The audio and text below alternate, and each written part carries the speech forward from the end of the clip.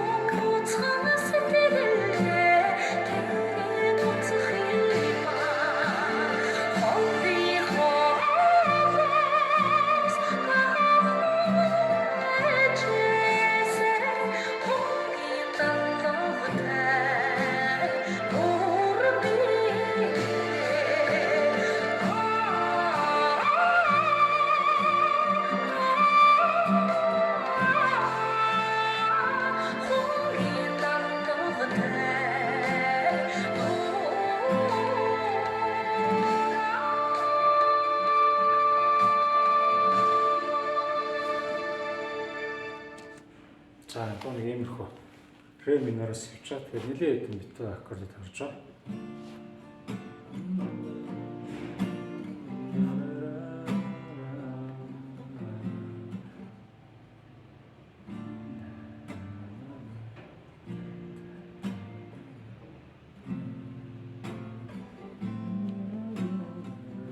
За иймэрхүү. За C бемол тэгээд фа байна. Тэгээд сол байна. Гурван өнгөтэй аккорд. За сол C бемолыг нэгдүгээр утсыг гараад ингээд тоглож байна. За фаг бас ингээд цагаат болж байна. За сол минорыг ингэж тоглох хэрэгтэй. За ингээд тоглож чадахгүй байвал тэр бас ингэж тоглож болно. 3-р ладан дээр 1 2 3-р утсыг гараад тэгээд 6-р утсыг гараад ингэж тоглож болно. Нэг бол зүгээр доотлон 3 утсыг дараад ингээд дэшегээ тоглох байх хэрэгтэй. Дэшээ тоглохгүй. Доотлон 3 утсыг тоглоод цохоо тоглож болно. За ингээд сол минор задгаа тоглолчихно.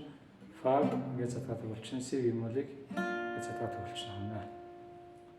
За тэгээд бусдаар бол дандаа ре минор ба ре мажор ба тэгээд до байгаа. ля минороо ля гэсэн. За иймэрхүү аккордуудаар дунд үлдэнэ гэсэн үг.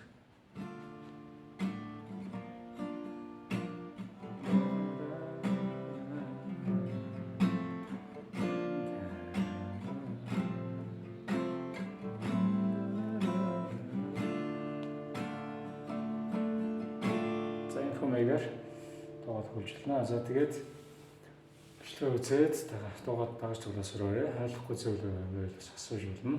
Бүгд энэ ажил төсөй. Баярлалаа.